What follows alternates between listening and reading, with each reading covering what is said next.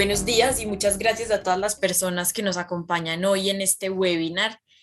Vamos a dar un par de minutos antes de empezar con la presentación, mientras esperamos que se conecten el resto de los asistentes, pero por ahora les damos la bienvenida y muchísimas gracias por estar en esta sesión. Bom dia, damos as boas-vindas a todos a esse webinário sobre as introduções às soluções baseadas na natureza. Estamos dando mais uns minutinhos enquanto os outros assistentes à reunião chegam. Logo mais estaremos de volta. Muy buenos días y de nuevo muchas gracias a todas las personas que nos acompañan hoy en Bom este dia a webinar. todos, muito obrigado por nos acompanhar hoje sobre as soluções baseadas na natureza. Estamos esperando mais uns minutinhos enquanto todos os assistentes se conectam, mas por enquanto queria contar para vocês alguns temas gerais sobre a sessão. Vamos ter interpretação para as pessoas que falam português do Brasil. Vocês podem selecionar a opção da língua na parte de baixo das suas telas, que tem um ícone de mundo e tem um canal de espanhol e português que vocês podem escolher. E temos um canal de perguntas e respostas em que vocês poderão colocar as suas perguntas para o nosso palestrante no dia de hoje. Vamos começar nesse momento, sendo às 10h04 da manhã, já que temos 44 participantes no dia de hoje. Queremos contar para vocês o que vai acontecer hoje. Temos mais de 600 pessoas conectadas nesse webinar que estão acompanhando a gente de 25 cidades da América Latina. Temos pessoas de várias cidades da América Latina, temos representantes de entidades públicas, de comunidades, da academia, de universidades, do setor privado e de ONGs que nos acompanham hoje. Acreditamos que temos um público muito interessante para hoje, para aprendermos sobre esse assunto. Esse é um webinar que estamos tendo no marco da iniciativa de Cities for Forest, que é uma associação de mais de 80 cidades do mundo que quer dar apoio para a conservação, a gestão e a restauração das florestas internas, próximas e externas às cidades. Queremos inspirar ações de compromisso político e assistir as cidades para construir capacidades nesses assuntos. Como estava falando antes, Cities for Forest trabalha nessas 3 escalas de florestas. Temos as florestas internas, próximos e longe das cidades, e acreditamos que esse tipo de florestas dão suporte às cidades em escalas diferentes. E a gente quer que as cidades possam compreender como essas florestas podem ajudar as cidades e apoiar projetos que possam proteger as cidades. Vamos ter 2 sessões nesse webinar. Na primeira parte, vamos ter a apresentação do palestrante Eduardo Hinojosa, coordenador de água e infraestrutura de WRI México, que vai apresentar uma visão geral sobre as soluções baseadas na natureza. E no final teremos uma sessão de perguntas e respostas do nosso palestrante. Pedimos para vocês colocarem as perguntas que vocês têm na sessão de perguntas e respostas. Vocês vão achar um botão para isso nas suas telas. Queria apresentar o Eduardo.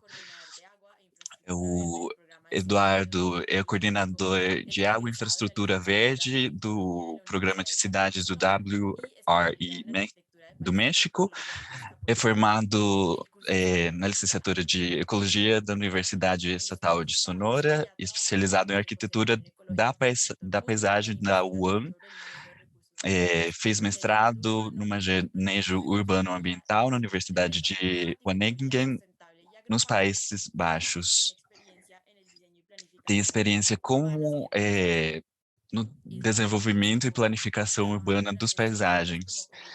Trabalhou 6 anos como coordenador de desenvolvimento sustentável no Instituto Municipal de Planeação Urbana de Hermosillo, no México, onde tratava de temas de infraestrutura verde, meio ambiente, sustentabilidade, mudança climática, e em 2020, eh, desde 2020, está trabalhando com a gente. Eu queria também falar para vocês que vocês podem nos seguir nas nossas redes sociais no Twitter,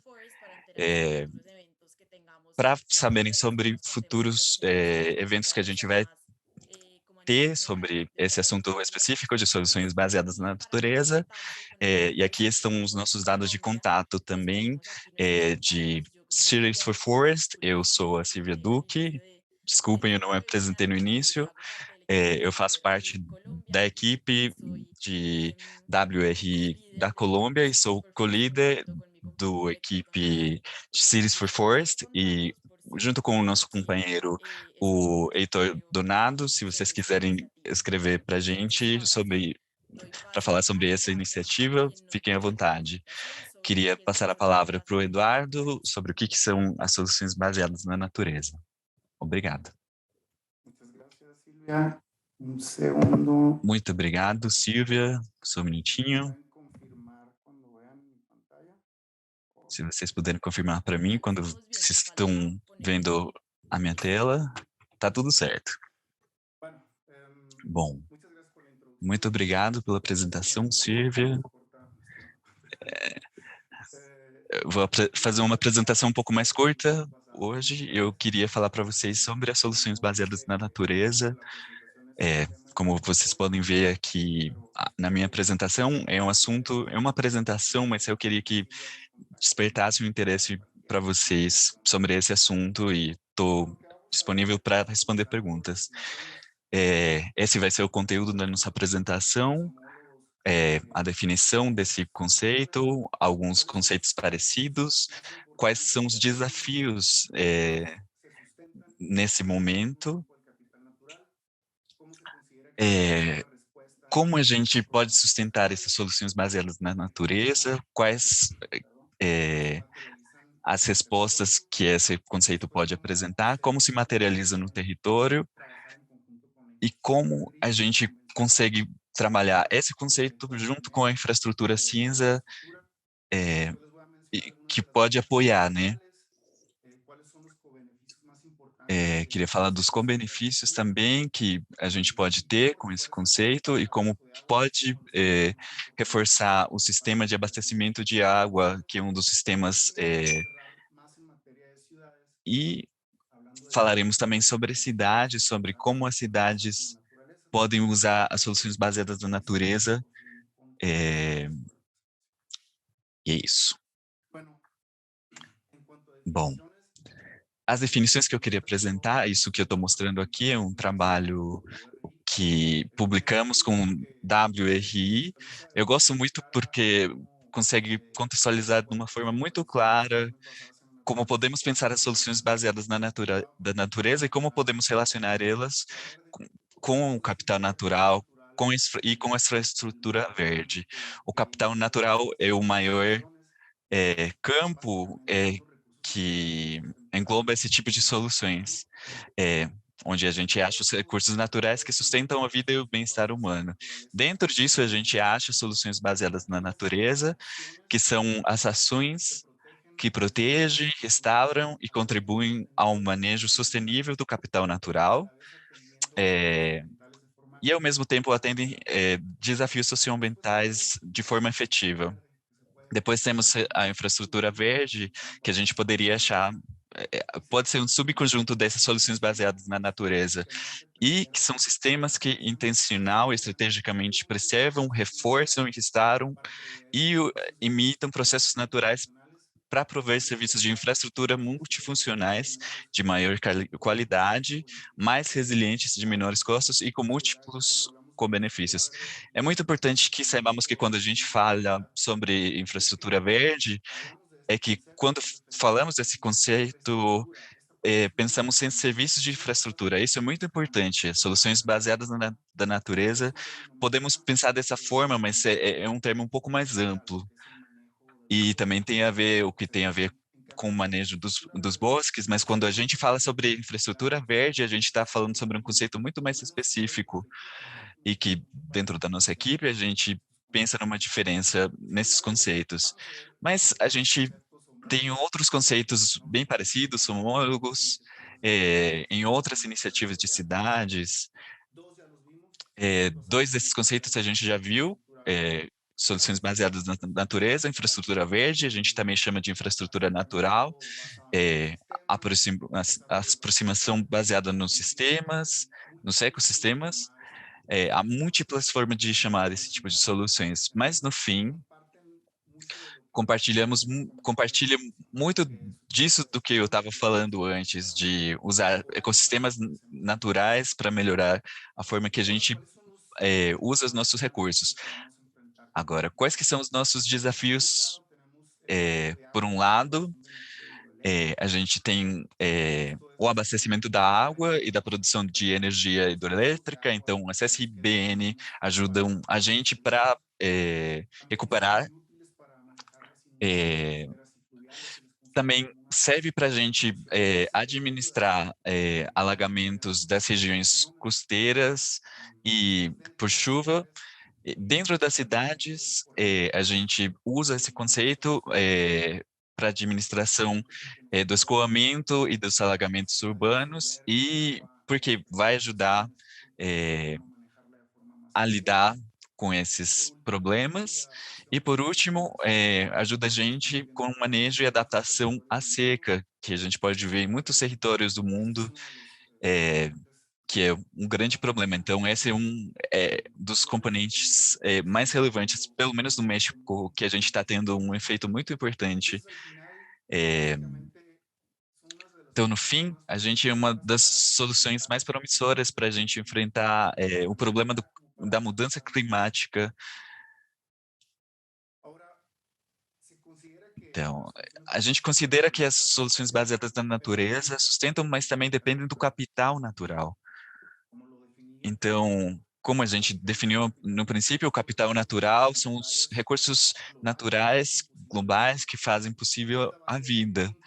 É a base do ar limpo, a segurança energética e hídrica dos nossos territórios, que sustentam os processos dos quais a gente obtém o alimento, ou abrigos, medicamentos, e determinam o potencial produtivo de um território, a qualidade de vida e a resiliência dessas comunidades.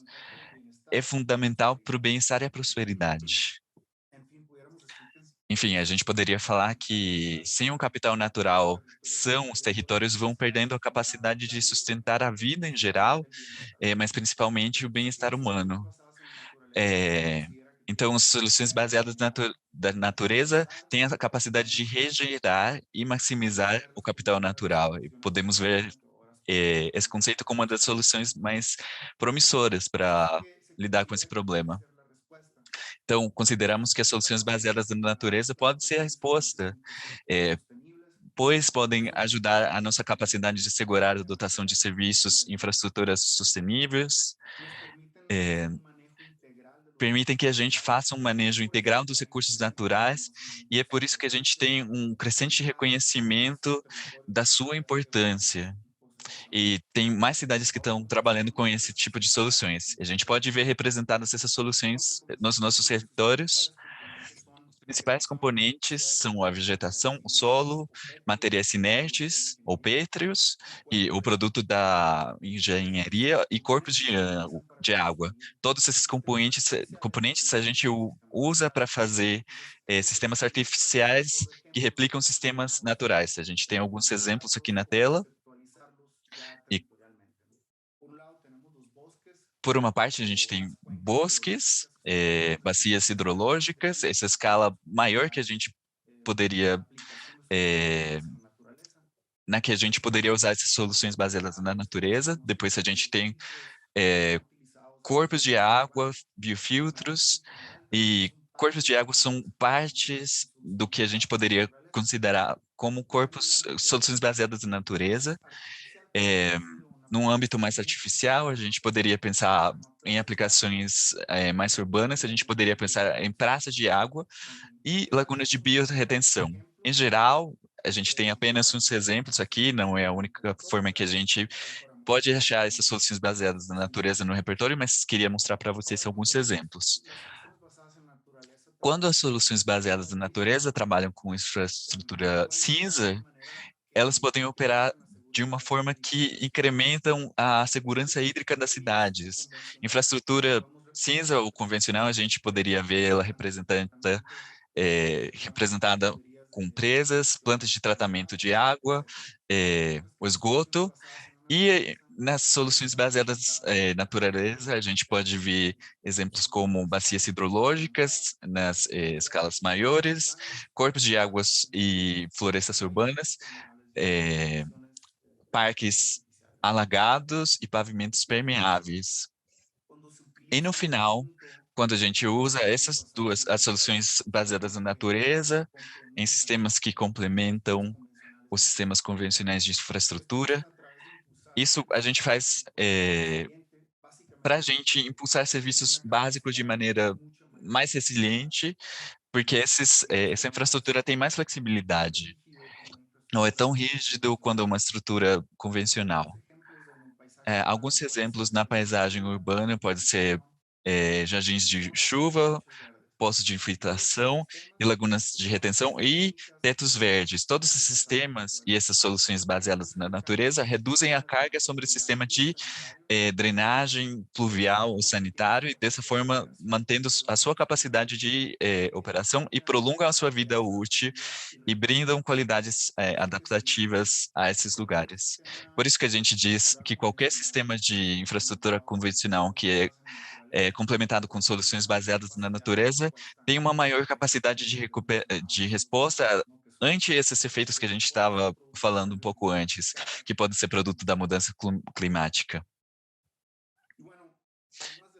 E a gente tem algumas vantagens que aportam os sistemas convencionais,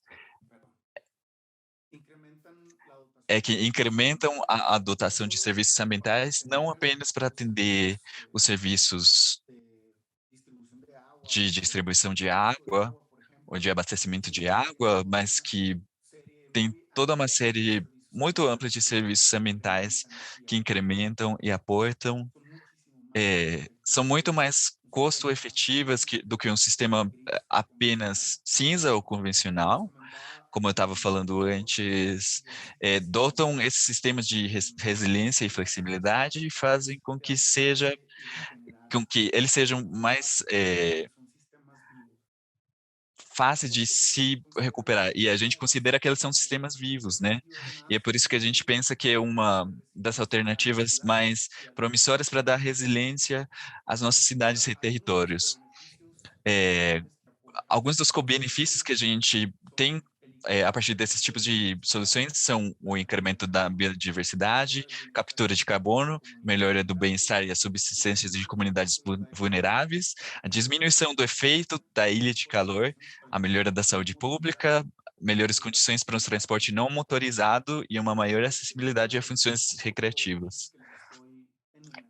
Esses tipos de benefícios que eu estou listando aqui são mais focados no âmbito urbano, mas em âmbitos rurais ou em outros ambientes em que a gente tem menor intervenção humana, a gente tem alguns benefícios que são bem importantes que a gente pode considerar. Quando a gente fala especificamente sobre o sistema de abastecimento de água, é uma das condições que a gente tem mais problemas como humanidade, e as soluções baseadas na natureza têm uma capacidade para nos ajudar para lidar com esses problemas hídricos. Mas o abastecimento de água vai ser basicamente limitante para o desenvolvimento humano.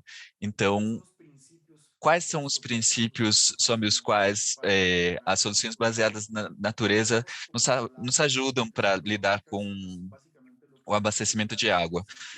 Então, a gente tem a zona de recarga de bacias hidrológicas. Nas bacias hidrológicas, a gente tem zonas de recarga.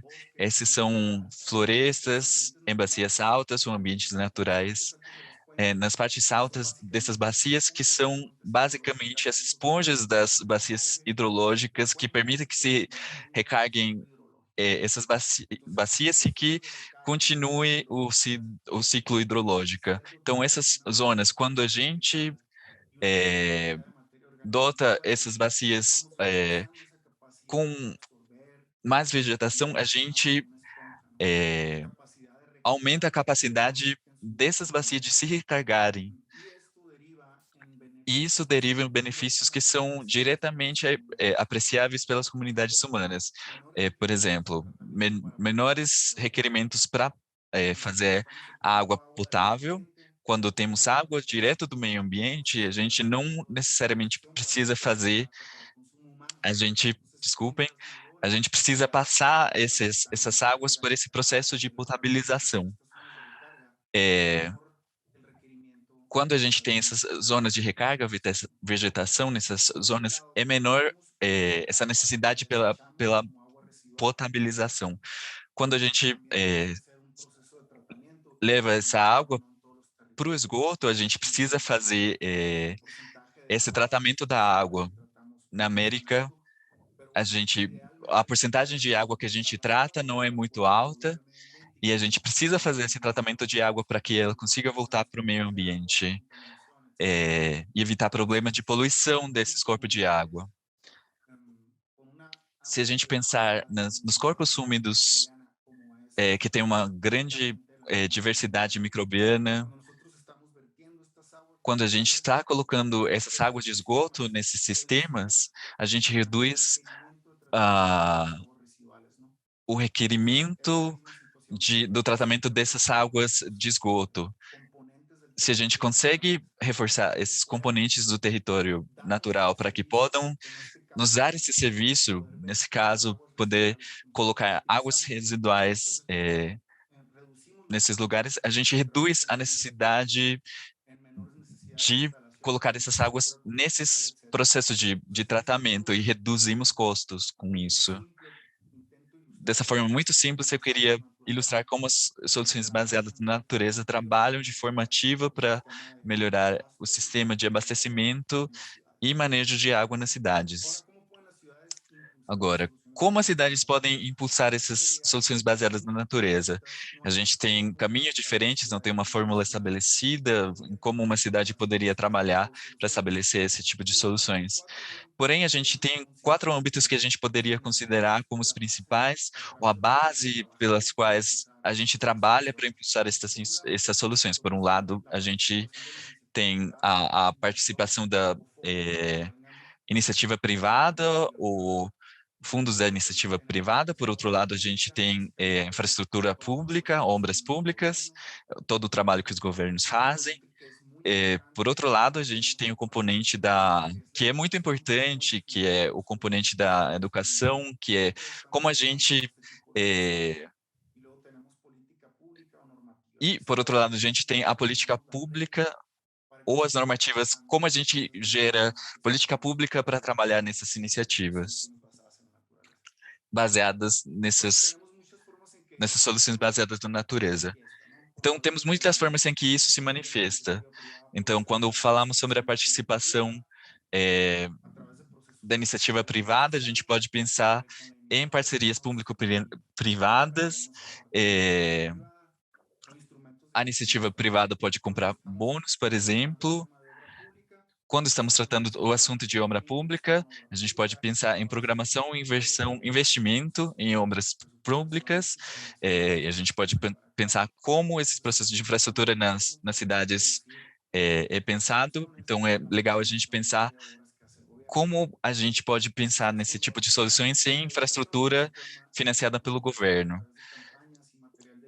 No âmbito da educação, a gente pode pensar em campanhas e material de difusão e a participação de universidades, instituições educativas. E quando a gente fala sobre política pública e normativa, onde a gente tem as regras, onde se intervém o espaço público, a gente tem alguns exemplos aqui.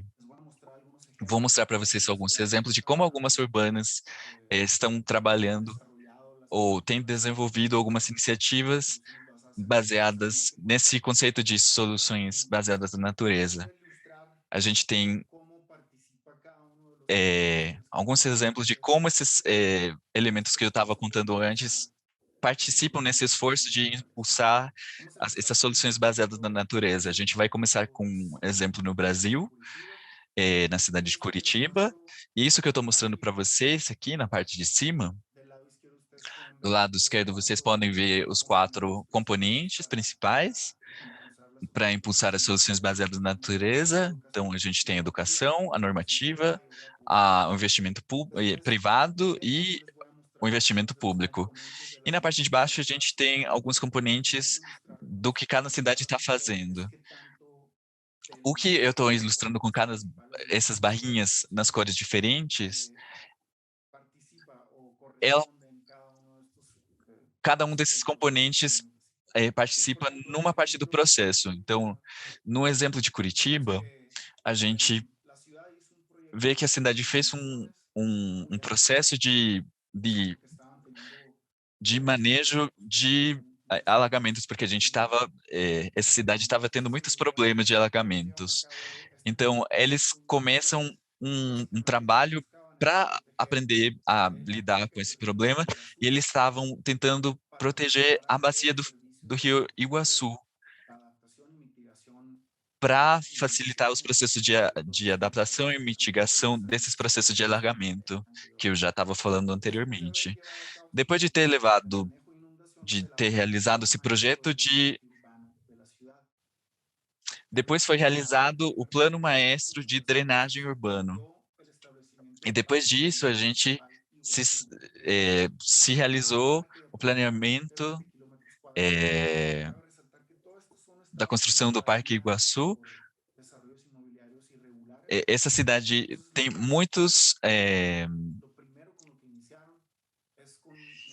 essa cidade começou com o estabelecimento de um plano de alagamentos dessa zona, e eles foram retirando alguns desenvolvimentos, algumas ocupações informais que tinha na região do Rio Iguaçu, para no fim ter um grande parque, que tem bases de ar natural protegido, e até a atualidade é um dos parques urbanos, dos maiores parques urbanos da cidade. Depois, por meio do Plano Maestro de Drenagem Urbano, foram estabelecidos outros parques urbanos ao redor do Rio Iguaçu, e foram criando uma rede de espaços verdes que poderiam proteger no futuro o abastecimento de água e esse serviço de proteção ambiental.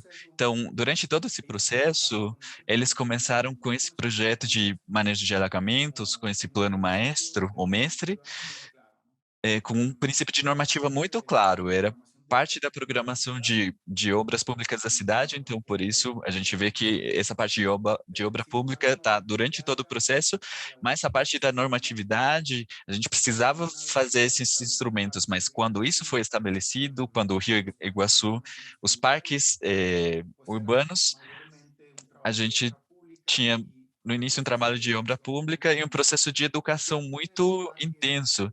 Depois que já o parque foi feito, a participação da iniciativa privada foi para ajudar a relocalizar essas ocupações informais que tinham ao redor da região do Rio Iguaçu.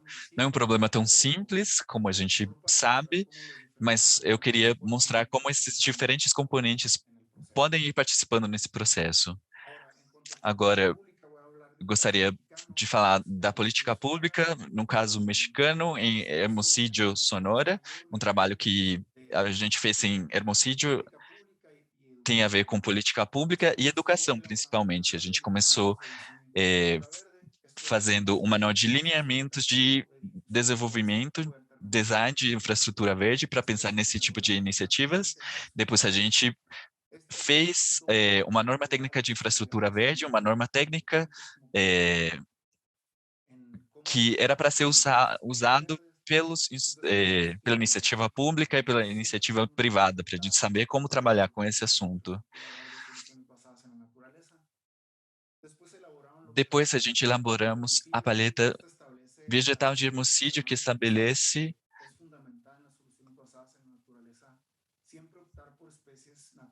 A gente tenta que nessas soluções baseadas na natureza, a gente tenta usar espécies nativas. E a gente fez uma catalogação de quais espécies podem ser utilizadas nas obras públicas. E no fim, a gente fez alguns instrumentos de planejamento que possam desenvolver um programa para o futuro, para a gente continuar usando essas soluções baseadas na natureza.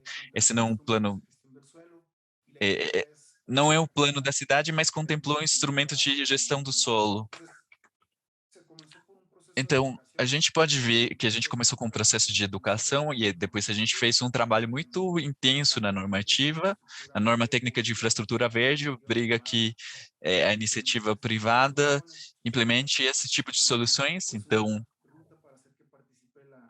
esse é um dos caminhos que a gente tem para que a participação privada participe. E no final, a gente continuou fazendo esse trabalho de obra pública, para que essas soluções a gente continue usando no futuro. Enquanto investimento, fundos privados, a gente tem um exemplo muito interessante de Little Rock, nos Estados Unidos. Nessa cidade, a gente implementou uma política de proteção de bacias. Então, é uma taxa de proteção de bacias hidrológicas que as pessoas precisavam pagar, e depois a gente criou uma normativa que gerou um bônus verde certificado que criou. Então, com isso, a gente criou um sistema de política pública para obter fundos da população. E com esses recursos, a gente vai usar esse dinheiro para proteger as bacias urbanas e se gerou esse bônus verde para a gente conseguir fazer trabalhos nessa bacia. Então, o que eles fizeram foi trabalhar de forma conjunta a infraestrutura cinza e soluções baseadas na natureza. Ao redor do 33% desses recursos foram investidos nesse tipo de soluções. E a gente investiu parte desse dinheiro na parte alta da bacia para ir melhorando a capacidade de recarga dessas bacias. A gente começou com o trabalho de normativa e educação e depois a gente encontrou uma forma de fazer participar a iniciativa privada e a gente teve financiamento da obra pública, né, por esse processo que a gente mostrou antes. Agora, na parte de educação, eu queria mostrar para vocês um exemplo sobre a China. Nesse país, a gente fez uma política de cidade esponja, que basicamente um programa de manejo de água urbana faz 8 anos mais ou menos que começou com uma política nacional, e tem muitas formas em que a gente tem trabalhado essa política pública, mas tem um interesse muito importante em que cada obra a gente continue desenvolvendo essa ideia. Como diz esse nome da política de cidade esponja, a gente quer dotar a cidade com uma quantidade de superfície que consigam absorver água de chuva e lidar com elas de forma sustentável.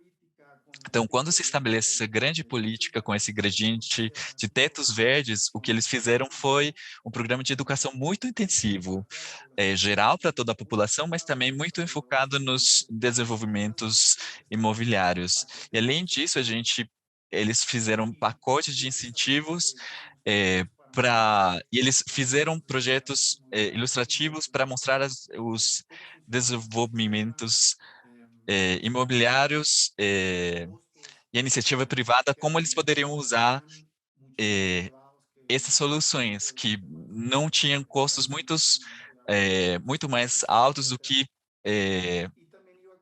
os normais, né? E isso foi acompanhado com programas educativos para a população geral. Com isso, a gente conseguiu fazer com que aumentasse os tetos verdes de forma dramática. E isso começou com um processo de educação muito importante, a geração de um instrumento normativo, que é a política de cidade esponja nacional, e depois começaram a, a iniciativa privada começou a participar através desses processos, esses projetos ilustrativos, e a obra pública sempre esteve presente, ao mesmo tempo que a gente está fazendo, que a gente está ampliando a participação dos desenvolvimentos imobiliários. Todas as cidades eh, estão fazendo obra pública nesses espaços para o benefício da sociedade. Então, eu queria mostrar como não tem um caminho única para o desenvolvimento de impulsar as soluções baseadas na natureza. Cada cidade pode ir desenhando, pensando nas suas próprias estratégias, considerando os objetivos, essas frentes diferentes que a gente tem, né? Então, a gente pode concluir que as soluções baseadas na natureza podem complementar a infraestrutura convencional e dotar ela de maior resiliência pela sua flexibilidade e adaptabilidade. E elas são mais custo-efetivas. Tem muitas técnicas para intervenção o tecido urbano e elas podem as SBNs podem se manifestar de formas diferentes. Então, idealmente, as soluções baseadas na natureza se utilizam para melhorar as condições da escala de cuenca, de bacia. Existem muitos caminhos e instrumentos para que as cidades adoptem essas soluções baseadas na natureza. Esse marco de regulação, políticas públicas, facilitam que essas soluções baseadas na natureza se a gente quer que essas soluções baseadas na natureza sejam usadas no futuro, é muito importante que façam parte da normativa das cidades. E a gente pode pensar no exemplo da iniciativa privada que começa a usar essas soluções baseadas na natureza, baseadas na normativa, né? Então, isso também vai fazendo com que essas soluções continuem sendo usadas, né? E podem ser alternativas para pensar em outros modelos de negócio. E, bom, basicamente, essa era a minha palestra de hoje. Espero que tenha sido interessante para vocês. Queria saber sobre as suas perguntas e gostaria de agradecer pela atenção. Eduardo, muchísimas gracias por esta increíble Muito presentación. obrigado, Eduardo. Gostaria Todos los temas que estábamos esperando. de agradecer. Ya tenemos algunas preguntas de nuestro Temos público, algumas entonces, perguntas do si nosso quiere, público, então se você empezamos por ahí. quiser, podemos começar por aí. Nos preguntan o nos piden si puedes hablar un poco más sobre la Estão nos diferencia pedindo para entre las falar soluciones basadas en la sobre a naturaleza diferença entre as y la soluções baseadas adaptación na a natureza e a ecosistemas. adaptação baseada em ecossistemas. Bom, como já falei, a gente tem termos muito parecidos, né? Basicamente, o trabalho baseado em ecossistemas é contemplar os serviços ecossistêmicos quando a gente está desenvolvendo um projeto ou quando a gente está desenvolvendo uma alternativa do tipo de serviço que a gente está pensando, abastecimento de água, manejo de água, mitigação de efeitos de ilha de calor, etc. Mas a ideia é quando a gente tem um processo de desenvolvimento ou planificação do projeto, a gente consideremos esses serviços ecossistêmicos e todas as soluções que a gente está apresentando como a gente pode melhorar esses ecossistemas para trabalhar junto com a gente. É basicamente a mesma coisa do que as soluções baseadas na natureza, é porque a gente está usando, a gente quer melhorar a dotação de serviços a partir de sistemas naturais, né? Ou como pensamos no design da dotação de certo serviço, pensando os recursos naturais ou que se basem em serviços naturais, tentando imitar processos naturais. Então, a gente pode achar diferenciar esses processos em coisas muito específicas, mas os resultados são bem parecidos. Muchas gracias, Eduardo. Antes de pasar a la próxima Muito pregunta, hago obrigada. un paréntesis. Eu queria fazer um Hemos recibido varios parêntese. mensajes sobre A si podemos gente compartir la presentación, si la sesión va a recebeu grabar, várias entonces nos piden que mensagens compartir. se a Si gente ia estás en gravar Zoom, si podemos compartir la a presentación, así apresentação e a podemos gente compartir vai tu presentación y bueno, luego de compartilhar finalizar hacemos una edición del os slides também para vocês, se a gente vai fazer uma sessão depois, onde a gente vai compartilhar eh, a apresentação, os slides, para todo mundo que estiver registrado no webinar. Se vocês não se registraram, se vocês estão no e-mail ou na conta de alguma outra pessoa, deixem o seu e-mail no chat, que a gente vai encaminhar esses materiais para vocês. Gostaria de continuar. O José Antônio Deis gostaria de perguntar se tem um exemplo. Ele pede um exemplo de tratamento hídrico em grandes cidades. E ele fala que ele não sabe se a natureza pode tratar desse problema da mesma forma que a gente trataria com métodos convencionais. Numa grande cidade, a gente tem um exemplo em Pequim, na China, um Beijing. Quando eles construíram o Parque Olímpico em 2008, eles estabeleceram uma grande floresta, ou floresta olímpica, que eles chamam. Isso essa floresta funciona como uma planta de tratamento de água. Eles não tinham a capacidade de cuidar desse grande espaço verde. A opção que eles usaram de usar águas de esgoto, mas ao longo dos anos, eles viram que era muito mais eficiente incrementar a capacidade dessa floresta para o tratamento de água e não ter que tratar num sistema separado, que era o que eles precisavam no início, né? Então a gente tem esse exemplo, que é um parque imenso, não sei exatamente o tamanho, mas é um parque muito grande que serve como uma planta de tratamento de água. Não conheço outro exemplo onde eles tenham substituído uma água de tratamento de águas convencional com esses sistemas alternativos, mas a gente tem muitos exemplos em que esses sistemas são complementados, né? Esses sistemas convencionais são complementados por essas soluções baseadas na natureza.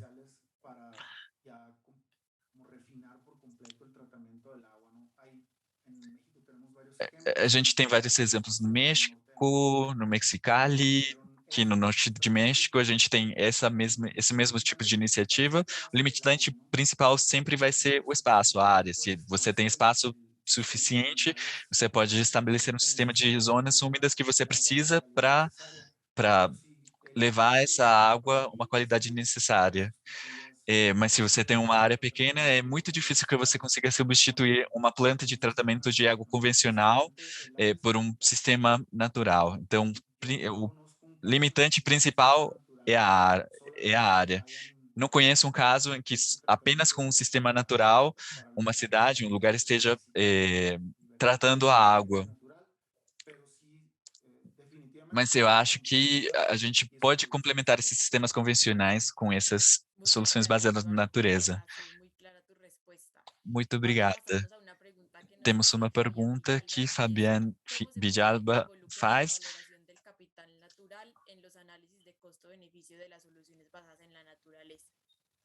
Y también si tienes algún ejemplo al respecto. Esta es la pregunta del millón. Essa é a pergunta do milhão, como eles dizem. Definitivamente, a recomendação sempre é tentar incluir nos análises financeiros tantos com benefícios como seja possível. Então, a gente precisa considerar o valor do capital natural, mas é muito complicado a gente pensar sobre isso. E é difícil determinar um valor de um serviço ecossistema particularmente. Há formas da gente se fazer isso, tem muitos exemplos, mas depende muito do fim que você quer com o projeto no Brasil. A gente tem alguns exemplos em que eles fizeram um uma estimação dos custos do que representava construir obras de infraestrutura cinza para fazer manejo ou melhoramento de sistema de abastecimento de água, comparado com a melhora de melhorar a capacidade das bacias de reter sólidos. Então, em casos muito específicos, muito claros, a gente sabe como eles fizeram uma estimação de quanto custava,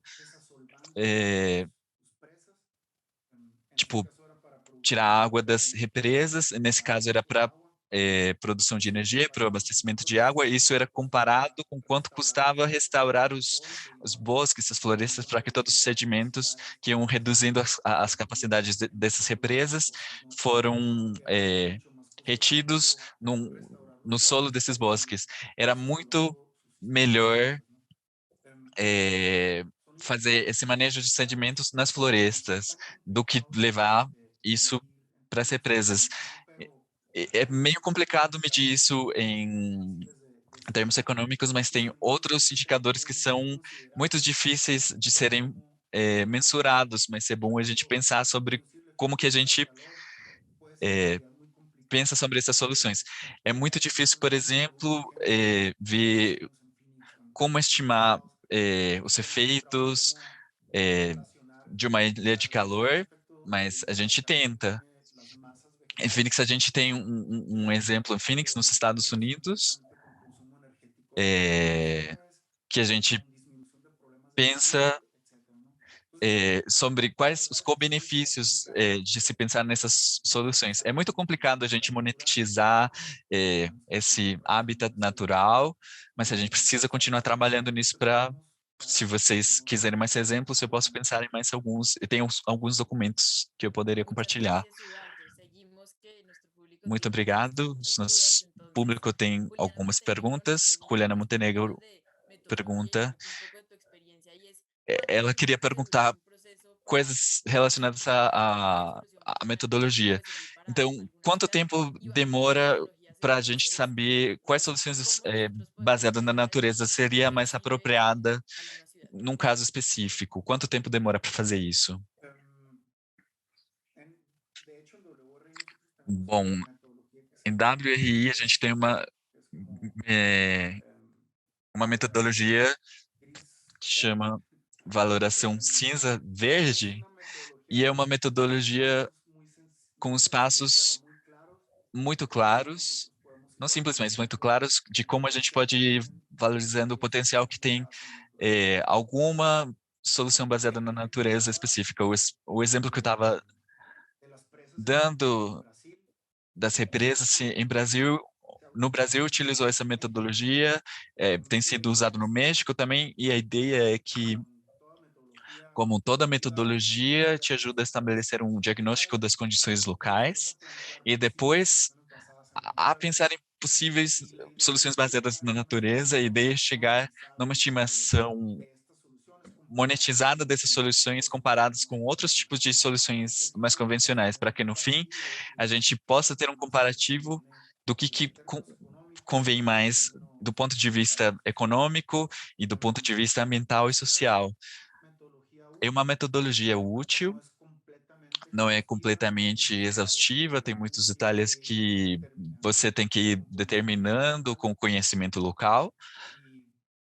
y al final E no estas, final, estas as soluções soluciones que baseadas na cada territorio puede natureza, plantear que cada dependen mucho território de esas pode condiciones pensar, locales, dependem las muito das capacidades que condições tienen locais e estos das territorios, capacidades que têm esses tanto territórios, para tanto planear, para diseñar y planejar, fazer o ejecutar design obras e executar en esas uma direcciones. obra nessas direções, dessas Yo frentes diría que específicas. Eu diria que tenemos unas não rutas temos como lo mencionaba um ahorita, caminho específico como eu se estava falando orientan antes. Não é como se uma cidade pudesse falar, esse é o caminho específico, vai podemos depender apoyarnos de este tipo de das condições metodologías para locais, mas identificar qué a gente pode se soluciones apoiar funcionan nessas en metodologias para nuestras pensar o ciudades que poderia y funcionar melhor no nosso para território. solucionar Mas é temas muito específico de cada caso, de cada localidade. igual vamos a compartir esa E de qualquer metodología forma, a gente vai compartilhar essa metodologia junto com a Excelente, apresentação. esta información puede ser bastante interesante para Muito nuestros obrigada. Eu acho asistentes. que pode ser uma Eduardo, para informação muito recordar, importante e nos interessante para os pregunta nossos José Luis assistentes. Pascuas, ¿cómo Andrés Felipe pergunta para a gente como podem ser aplicadas essas soluções baseadas na natureza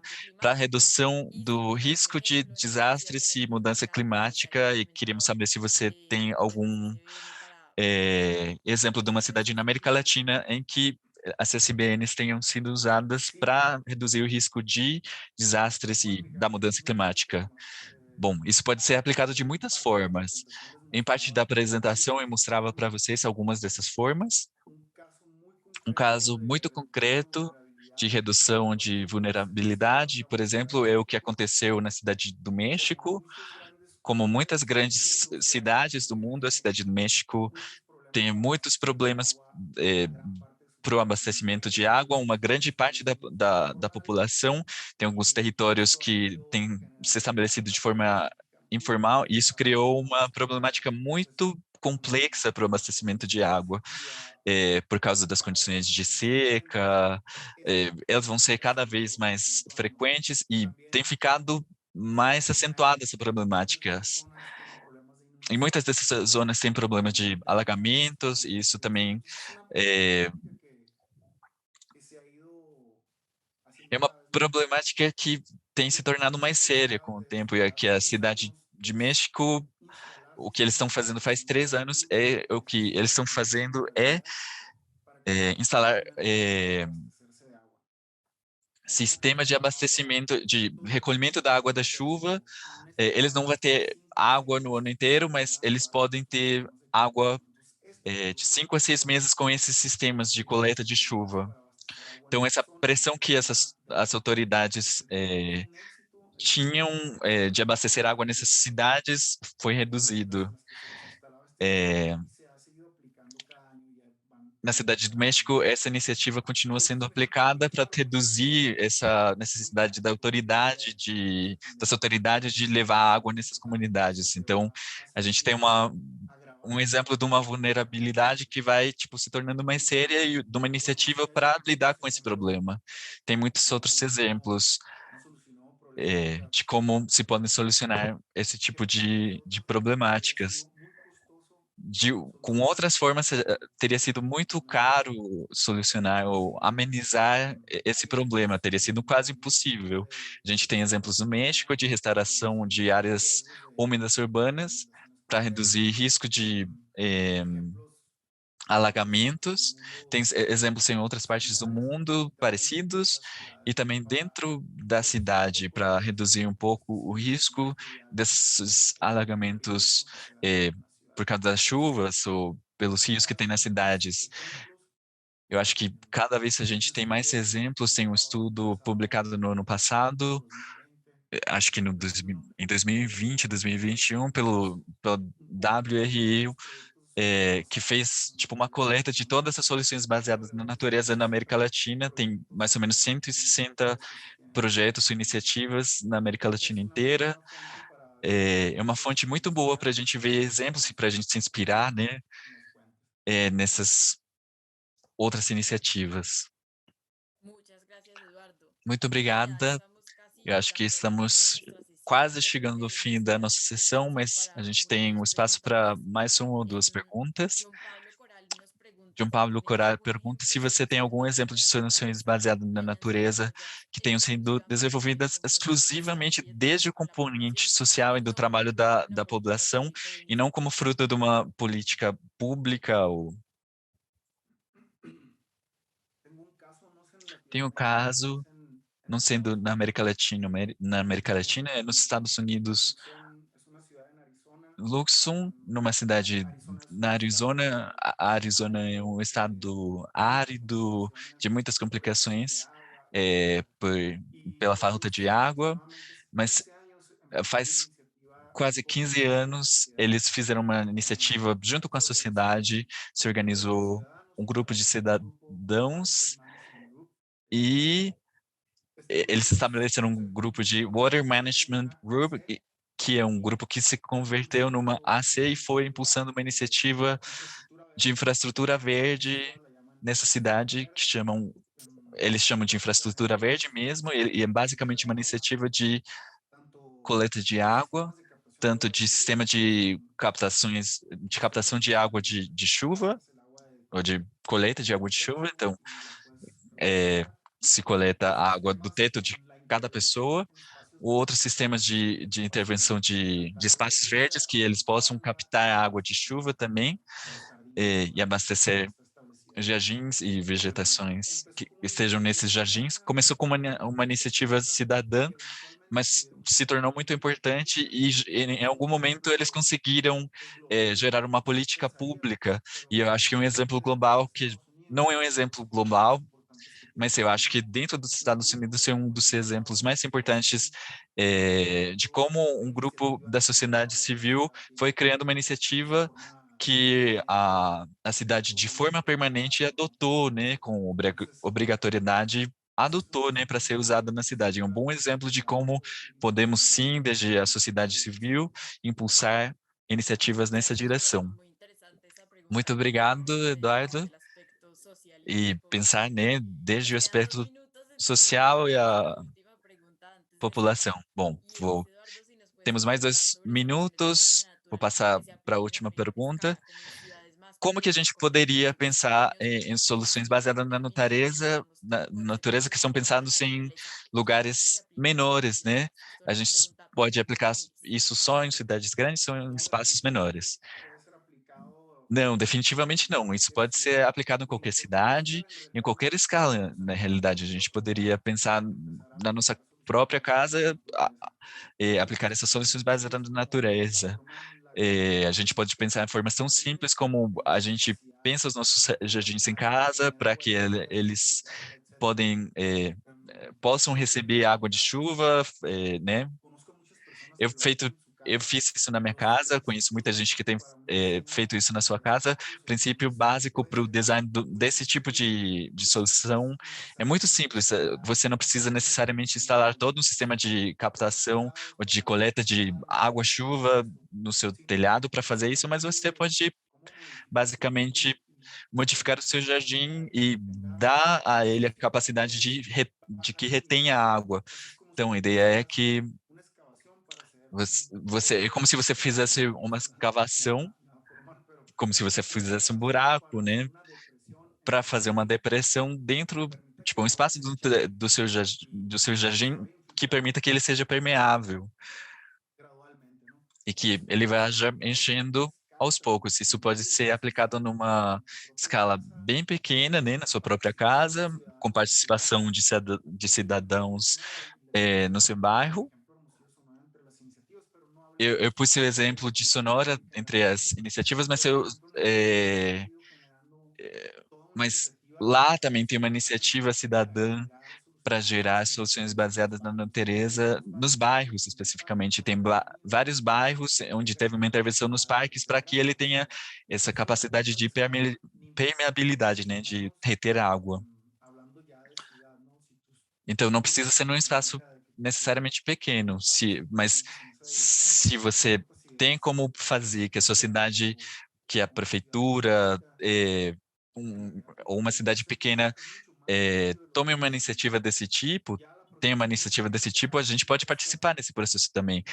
Nessa parte de proteção de bacias, a gente pode pensar como esses ingredientes, ou esses pode ser mais complexo, mas pode ser uma coisa que a gente pode tentar também, não importa a escala da sua cidade, do seu bairro, a gente pode trabalhar em níveis diferentes. Tá bom, Eduardo. Muito obrigado. Vamos fechando por aqui. Eu agradeço muito por essa apresentação, pela clareza das suas respostas. Acho que é um assunto que tem gerado bastante interesse. A gente fica com algumas perguntas dos participantes que a gente vai tentar responder no resumo que a gente vai encaminhar para vocês mais para frente, junto com a apresentação, o vídeo e os outros materiais que o Eduardo mencionou. Muito obrigado a todos por participarem. A gente acredita que esses espaços de participação e criação de capacidade são muito importantes e agradecemos sempre a sua participação, a sua disposição, pelas perguntas que vocês mandaram para a gente, pelos comentários. A gente vê que tem grande interesse pelo assunto e pelo interesse na nossa rede Cities for Force. Vamos encerrando por aqui e a gente se vê muito em breve. Muito obrigado.